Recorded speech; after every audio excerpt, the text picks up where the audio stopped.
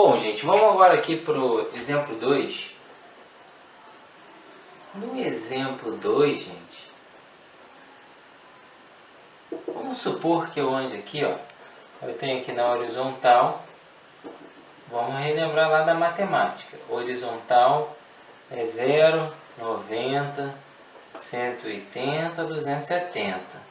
Vamos supor que agora meu bonequinho partiu aqui do ângulo de 30 graus e foi até o ângulo de 90 graus, ponto A, ponto B. Isso daí ele fez em um intervalo de tempo de 10 segundos. Pessoal, qual a velocidade angular desse carinha aí? Velocidade angular vai ser, cuidado agora, ó, eu tenho que ver qual é o meu ângulo final, 90, não é? Qual é o meu ângulo inicial? 30. Então eu tenho que ver quanto que vale esse ângulo que ele andou aqui, que é a variação do ângulo, 60 graus. Posso substituir ele aqui? Não, porque é em radiano. Aí eu venho aqui no cantinho, meu ângulo foi de 60 graus, dividido por 180 vezes π, para achar isso em radiano. Então isso aqui dá 1 e dá 3. Então dá π sobre 3 radiano. Achei o ângulo em radiano. Vem para cá. Então o ângulo que ele andou foi de 60 graus, que equivale a π sobre 6 radiano. Isso daí em 10 segundos. Completa com 1, repete o que está em cima, multiplica pelo inverso do que está embaixo. Então isso daí dá π sobre 60 radiano, não tem mais o que fazer aqui, por segundo. Então, gente, essa é a velocidade angular desse movimento aí. Então, gente, no movimento circular, nesse exemplo aqui, seria uma velocidade, poderia ser uma velocidade escalar média. Ele pode não ter tido a mesma velocidade angular, beleza? A gente pode também calcular a velocidade angular média pela variação do ângulo em radiano pelo tempo, ou seja, o deslocamento angular pelo intervalo de tempo. Se eu quisesse achar essa velocidade aqui linear, que a gente fala que é o v, qual foi a velocidade dele aqui, nessa curva, eu teria que pegar o raio, certo? E multiplicar pelo ângulo, que nesse caso seria o ângulo que ele percorreu de 60 graus, que seria π sobre 3. Beleza, gente? Então, tome cuidado com isso, prestem atenção nos exemplos, tá? E tentem refazer os exemplos. Agora nós vamos ver a parte de movimento circular uniforme. O que seria o movimento circular uniforme? Seria aquele movimento que a partícula ela não vai ter aceleração. Qualquer ponto que eu pegue aqui, a velocidade vai ter o mesmo valor em módulo. Toma cuidado, tá? O que é mesmo valor em módulo? Por que a velocidade não é totalmente igual? Lembrando que velocidade é um vetor. Ela tem que ter módulo, direção e sentido. Aqui, ó, ela está em uma direção e nesse sentido. Aqui está em outra direção e em outro sentido. Aqui está em outra direção e outro sentido. Porém, os valores em módulo são iguais. Então, ó, quando esses valores forem iguais, eu falo que essa velocidade não muda. Vai ser igual a velocidade v, que vai ser constante. Então, eu tenho um movimento circular uniforme. Ou seja, a minha aceleração angular, que a gente chama dessa letrinha aqui, ó, grega, que é o ρ, é igual à variação da velocidade angular sobre o tempo.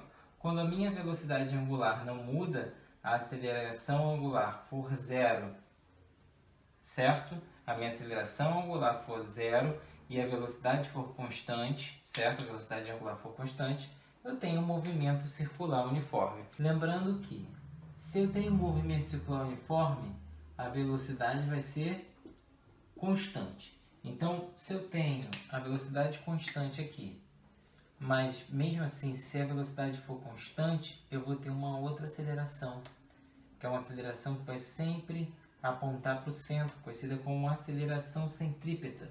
Essa aceleração centrípeta vai depender da velocidade da partícula ao quadrado sobre r, beleza? Guarda isso daí que nós vamos precisar. Então, mesmo que ele tenha a mesma velocidade aqui, ele vai estar fazendo um movimento circular.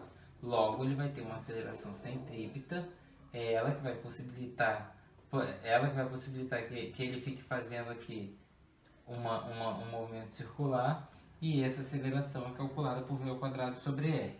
Velocidade, unidade, metro por segundo, raio, metro no sistema internacional. E aí, nós daqui, a partir de agora, nós vamos ter que tirar algumas relações. Essas relações vão funcionar da seguinte forma. Em uma volta, ele percorre o ângulo de 2π. Vocês não concordam? Em uma volta, ele vai percorrer o ângulo de 2π. Em uma volta, qual vai ser o tempo? Nós vimos que é o período, o intervalo de tempo de uma volta é o período. Então, gente, se eu tiver aí uma volta,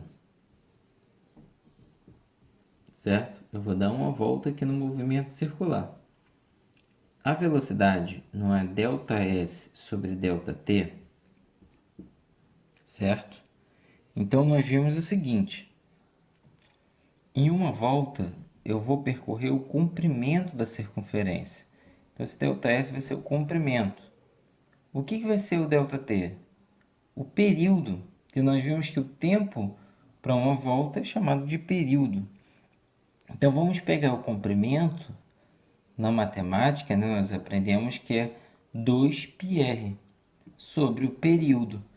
O período é 2πr, 1 sobre período é frequência, que nós vimos lá atrás isso daí, que é frequência, certo? É o inverso do período. Então, 1 sobre período é frequência. Logo, a velocidade linear ela pode ser calculada por 2πrf.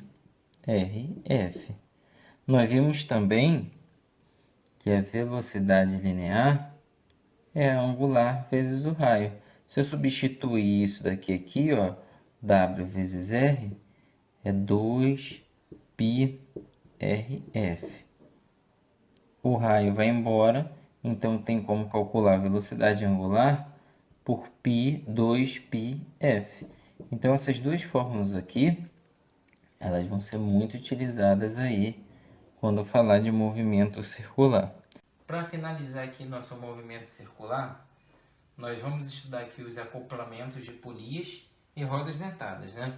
Eu posso ter o periférico, que é o acoplamento que vai ser ligado por uma correia. Então, eu tenho essas duas polias aqui, essa da esquerda com raio A e essa da direita com raio B.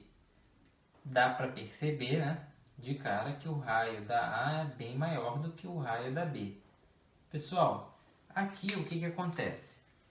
Para essa daqui dar uma volta completa, essa menorzinha aqui tem que dar mais de uma volta.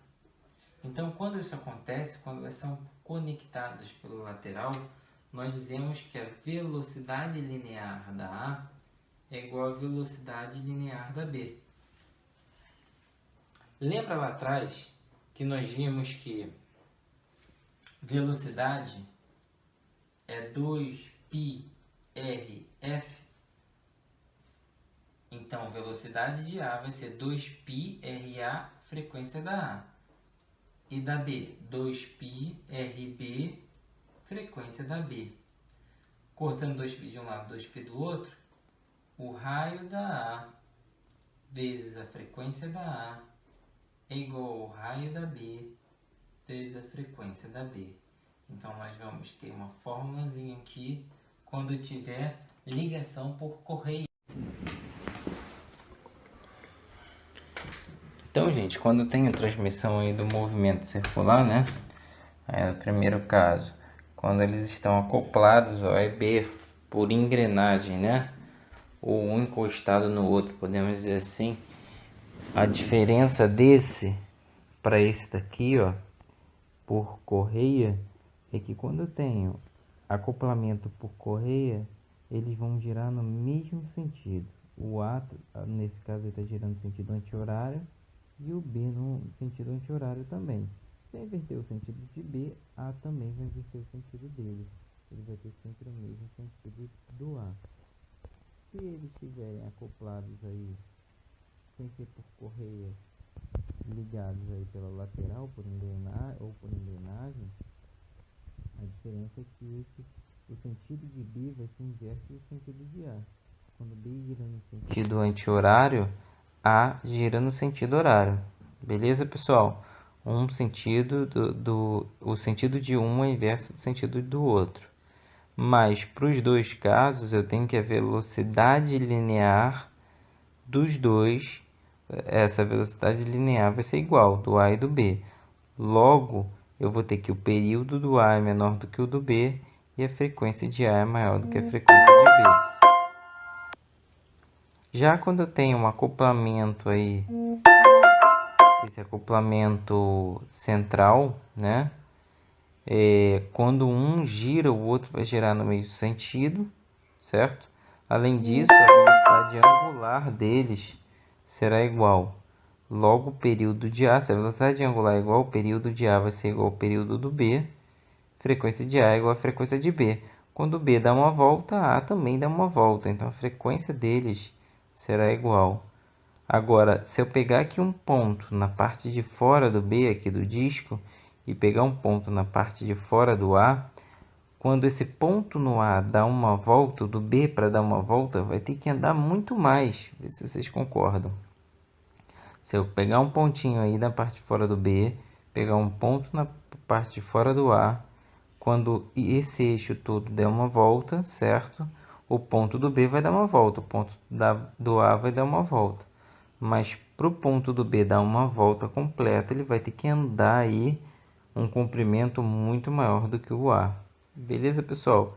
Então, isso é um pouquinho de transmissão do movimento e espero que vocês tenham entendido.